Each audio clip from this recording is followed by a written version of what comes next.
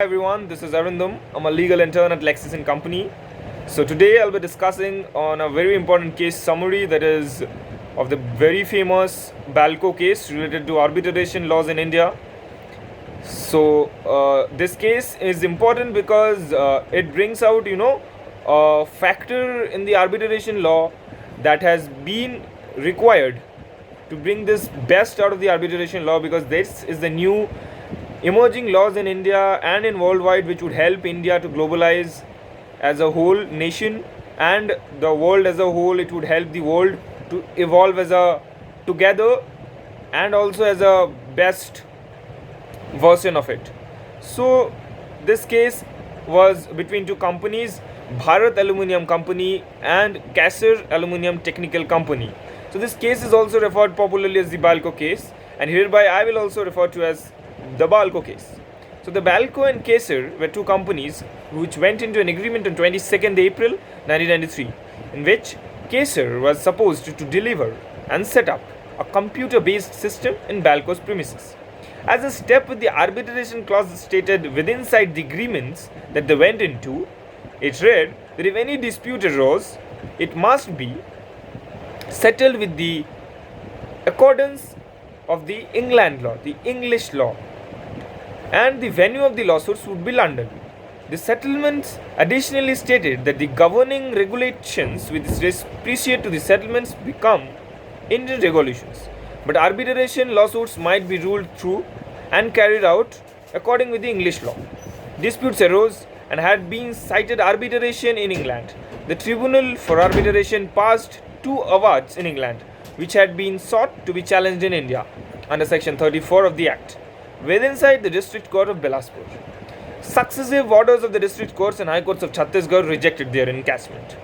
Therefore, Balco appealed to the Supreme Court. Now, with this, there is another sizable problem to be adjusted. Within inside the case of Bharti Shipyard Limited versus Ferrostal AG and ANA clubbed collectively within the above petition for listening to become applicability of Section 9 of the Act, that is, intervening time measures.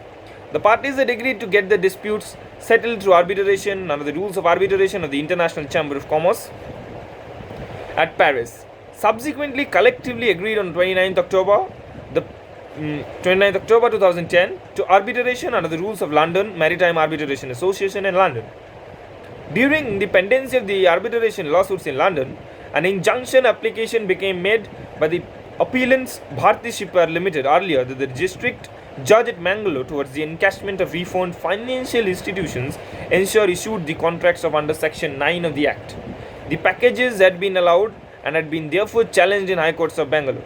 The Bangalore High Court set apart the applications so allowed on account that the appellants had an opportunity remedy under Section 44 of the Act, being intervening time relief for worldwide arbitration within the courts of London, and in addition, because the important regulations governing the contract, in addition to the arbitration settlement in English courts and with the English regulations, must be approached.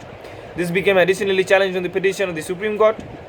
The encashment filed through Bharat Aluminium Company earlier that the division bench of the Supreme Court became positioned for listening to earlier than a three-judge bench, as one of the judges within inside the division bench located that the judgment in Bharti International and Venture Global became unsound and the opposite disagreed with the observations. Now, the judgments were given, and it was found that the object of Section 2.7, Section 2, subsection 7 of the Act is to differentiate the domestic awards from the foreign award. And the domestic awards came in Part 1 of the Act, foreign awards came in Part 2 of the Act. And now no longer to distinguish the domestic awards from an international award rendered in India.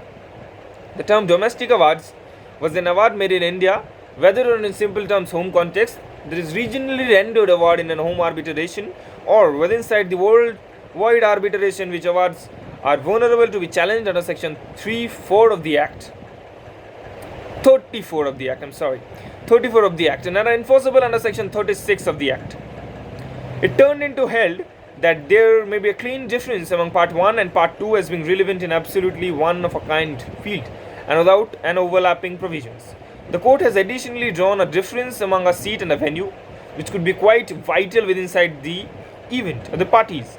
The arbitration settlement designates a foreign country because the seat at the place of an arbitration and additionally pick of the act because the querul region or regulation governing for the arbitration complaints are different.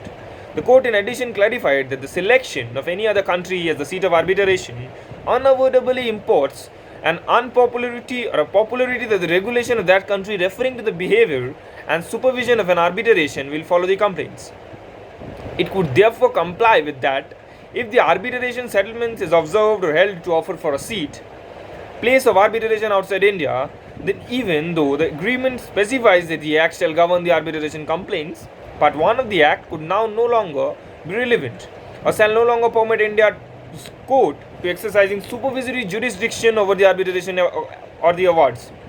It could be most effective to suggest that the events have contractually imported from the Act.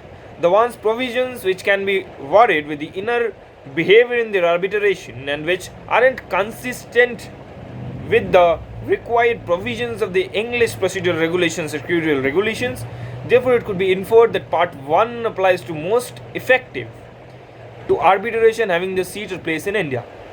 The court dissented with the observation made in Bhatia International case and in addition discovered on a logical production of the Act that the Indian courts do now no longer have the strength to provide intervening time measures whilst the seat of arbitration is outside India. A bare partial of Section 9 of the Act could honestly display that it pertains to intervening time measures earlier than or for the duration of the arbitral complaints or at any time after the making of the arbitral awards. However, earlier that is far enforced according to Section 36, the enforcement of domestic awards. Therefore, the arbitral complaints previous to the awards pondered under Section 36 can most effectively relate to arbitration which takes place in India. The court in addition held that during the overseas associated international commercial arbitration, no application for intervening time remedy can be maintainable in India, both with the aid of using arbitration or filing a lawsuit. So this was all about the Balco case. I hope you liked the video. Thank you.